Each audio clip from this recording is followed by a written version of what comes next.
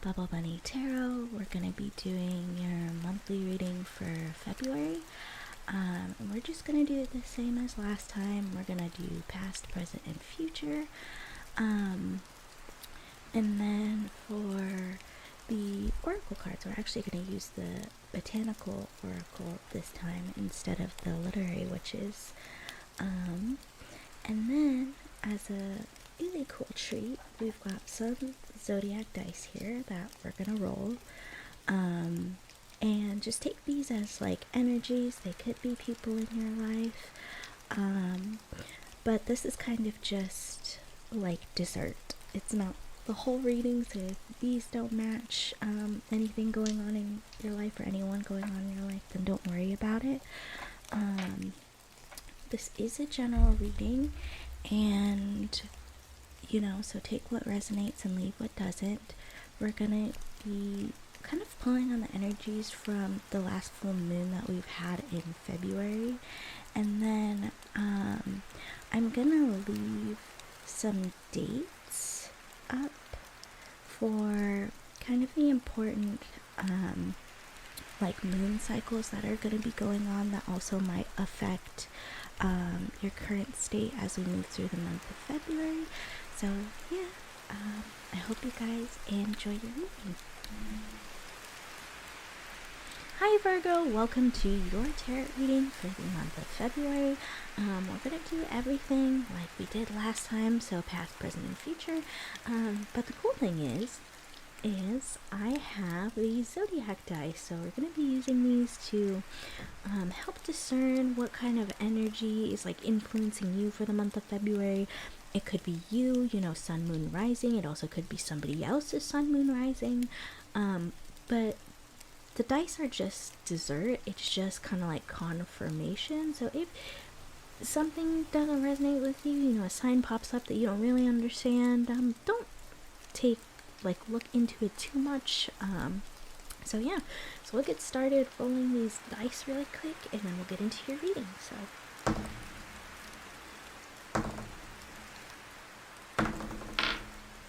ooh, okay. So you have your I don't know why I wanted to say counterpart, but like your opposite sign, Pisces, here, and then you have Gemini. You have Aries as well. Let me zoom up. So there's Aries, and I'll put these over here. You have Pisces. Then you have Gemini. So like I said, take what resonates, leave what doesn't. Okay, and then we'll get into your reading. So what is going on in Virgo's most recent past for the month of February? Oh, this guy's sticking out. Virgo's most recent past.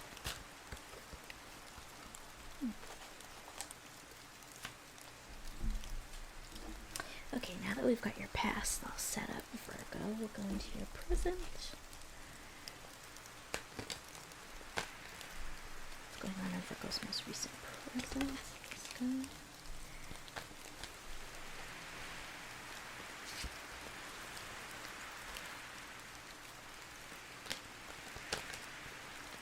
This one.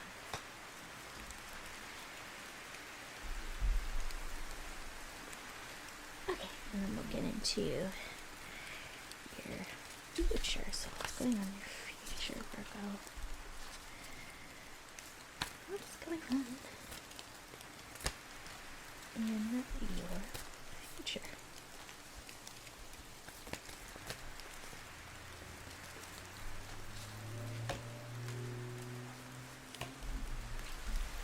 Okay, so we'll put these three piles aside, and then we will have a look into what your thoughts and feelings are at the moment, and then your overall energies, and then we'll get started with everything else. So what is going on in your thoughts and feelings, Virgo? What's going on in your thoughts and feelings?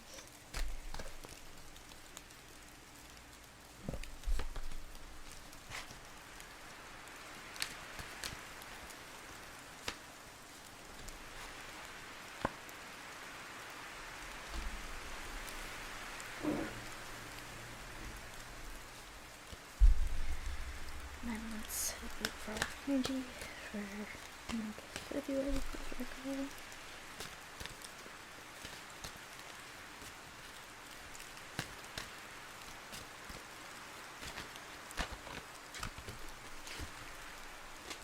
Oh, well, it looks like you got an extra card. I was only supposed to pull 2, but the other card popped out to me and I just grabbed it unconsciously, so we'll just keep it. So that means you'll have 3 excerpts from the Hedge Field guide that we will look into. Interesting. So then, what's going on with Virgo? Month of February.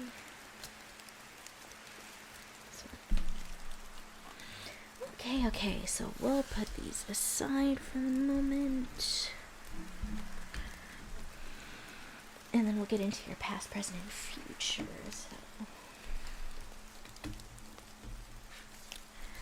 So, what's going on in your most recent past? We have the Hermit.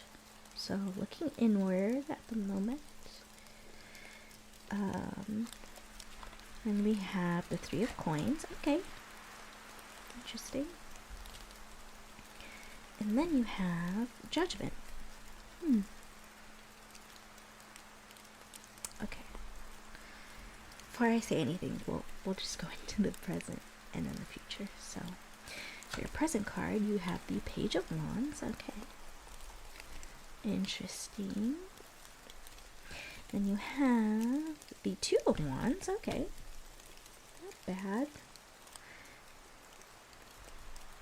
And then you have the 7 of Cups. Okay. And then for your future, you have the 8 of Cups. Okay, so going from 7 to 8. Then you have the 9 of Wands. And you have the World card. Okay. So there's definitely a cycle that's coming to an end in your life. Just throughout your past, present, and future. And I'm saying this too because recently in your past, you've been called to go inward and look into yourself and figure out what's going to be the best for you in terms of how you want to live your life. In addition to that, you've also been focusing on like working with others. So you've been working together, maybe on some sort of project at work, at school, or something that like your friends wanted to do together. But you're doing a lot of work on your own. And then it looks like Judgment was called. So when Judgment is called, it means that we need to leave behind our past and move towards our future. And the original Judgment cards, you have people that are standing in coffins, but in order for them to move forward, they have to step out of the coffin. And so I'm seeing this Judgment card really in connection to this 8 of Cups, which means to walk away. So you're definitely walking away from something that like no longer serves you, or something that is like burdening you, because the 9 of Wands is something that is, you're just tired. You're tired. Like something in life is just like beating you up. And this could be like your own internal thoughts. This could be like you over promising or overcompensating for something, because you feel the need to like prove yourself. And so what I see too in your present is that because this Judgment was called and you made the right decision to move forward, you were able to have kind of like a fiery new beginning. And what this beginning signals is like a time of exploration. So with these Two of Wands, you're kind of like planning, you're finally putting into motion the things that you thought about as the Hermit. So when you think about the Hermit, it's kind of like meditating or like retreating into your own little world to think about the things that affect you and how you want to move forward. Well, this Two of Wands and this Page of Wands are calling for you to like take action. So either you're going to take action, or you have been taking action towards the things that you want to achieve. But the only problem here is that you need to have discernment towards the things that you want, because the Seven of Cups represents illusions of sorts. It represents having so many different choices, but the choices in those cups can be good or bad, but you don't know which one is going to be good or bad. So that's really what I'm seeing here, is that you're taking the time to look at these options, to look at these choices, to say, hey, like, I want to do this. And then towards other options that might not seem so great, you're just saying no to them, which is really good. But you shouldn't beat yourself up if you can't. There may be something that like seems like a really good opportunity, but you just don't have the time, you just don't have the resources to do it. And so don't plague yourself with these negative thoughts. If it's meant to be for you, then it's meant to be. So don't worry about it too much. But yeah, and then whatever these good choices that you're making to move forward, you're starting a new cycle over. The world means that, old feelings, old things are coming to an end. And it's like a rebirth. And you can see on this card, it's like a butterfly in a cocoon. So like you're kind of blooming into a new person. So yeah, that's awesome for you. Let me put these away, and then have a look as to, like your own thoughts and feelings at this moment towards what's going on in your life. So let's see.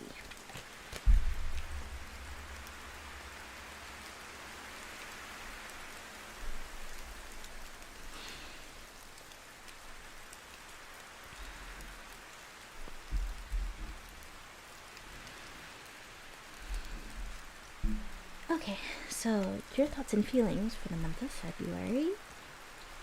We have the Wheel of Fortune, so divine timing, as the kids say. So things falling into place at just the right time. Then you have the Devil. Oof. I feel like the Devil's been coming a lot in other readings. And then you have the Hierophant. Okay. So the Hierophant works well with the Hermit, so really like these energies of taking a step back, reflecting inward. The thing about the Hierophant is that he is kind of structured. He's a little bit rigid, but he's just like very traditional. So maybe the things that you're doing right now is more on a traditional path, or you're valuing the things that are traditional, like or more structured, to like step 1 to step 2.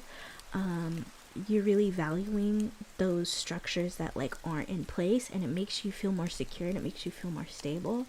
But the concerning thing here is this Devil card. And the issue with the Devil is that typically, not to sound cheesy, the Devil means like some sort of temptation, but it also means like feeling in control. Like you have a need to feel in control of whatever's going on around you, but that might not necessarily be the case. So I feel like you're trying to maintain control upon the things that like give you anxiety, that like give you those feelings of like burden, and you're trying to combat them in whatever way that you can, because oftentimes when we're afraid of what's going to happen, we want to have more control, which is just a natural feeling in humans. So I think what's really signaling from this Wheel of Fortune and this Devil card is that you can't control what's going to come towards you. Either the opportunity is there or it's not. So there's no point in stressing yourself out, giving yourself extra burdens, trying to maintain this feeling of control when it's not, like, if it's not going to happen, it's not going to happen.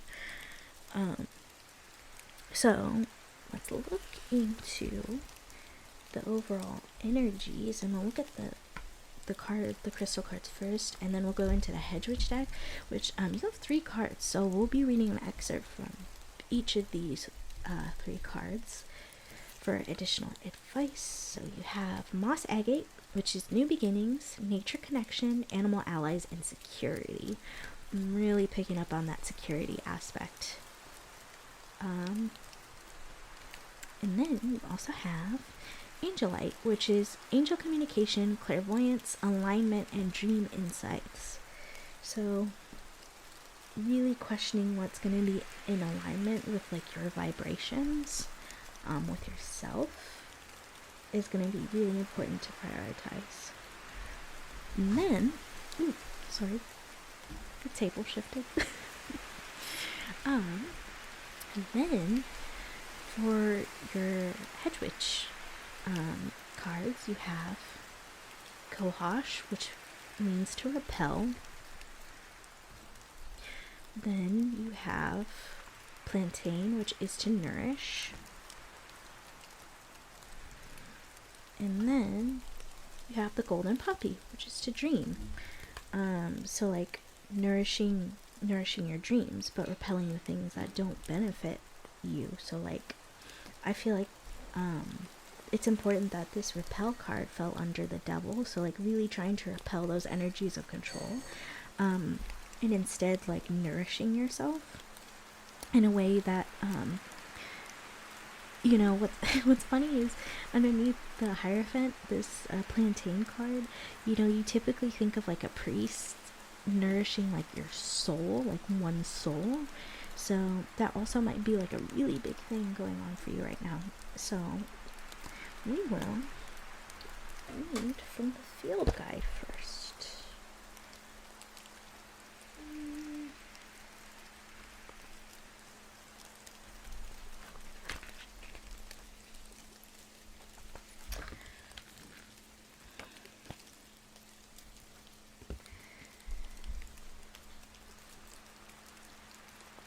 Okay, so one of the striking features of black cohosh is its medicinal smell, which repels many insects.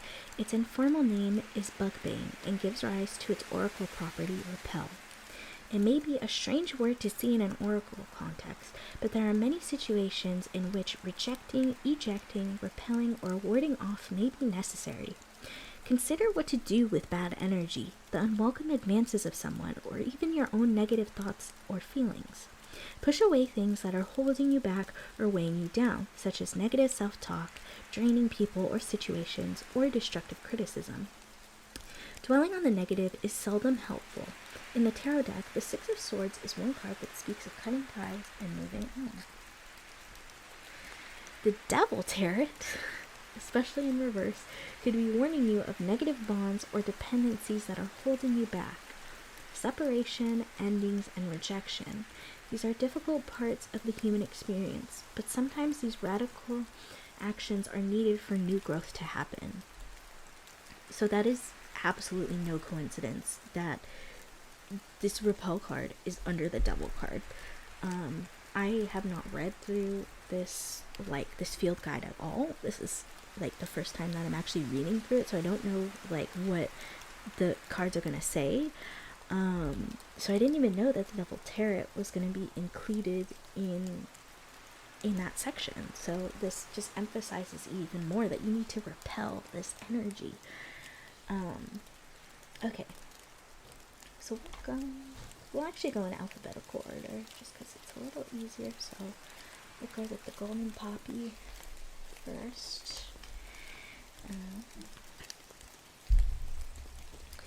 The oracle property dream refers to the long history of poppy's use as a sedative and narcotic. For hundreds or perhaps thousands of years, this plant has been associated with altered states of consciousness, memory, and pain relief. In a tarot context, one might relate this flower to the Moon card, which, sorry, speaks of dream states, exploring the subconscious, and finding the way through illusions.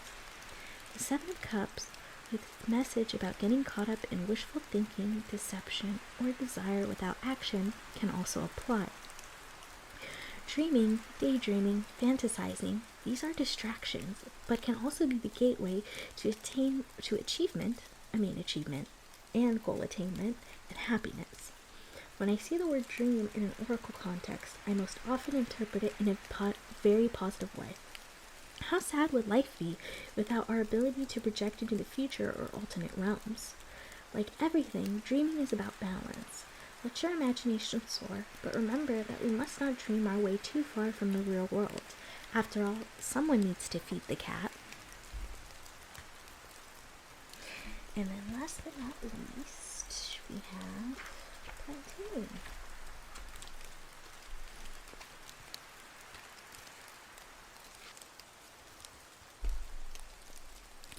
The oracle property Nourish is inspired not just by the gift of nourishment this plant offers, but by its sheer availability. Often in life, the things we need are right in front of us if we are willing to see and accept them. In turn, it is in our power to offer support, time, or resources to those around us, even when we feel uncertain or insecure. The Judgment card connects with the plantain in this way, relating to service, balance, and the give and take of the universe. If you are in need, open your mind to what's immediately around you. Stop to consider what you have to offer the world and how you can nourish others.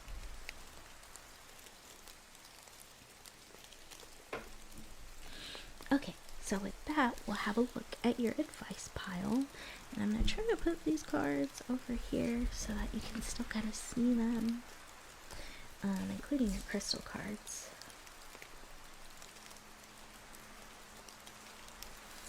Get these out of the way.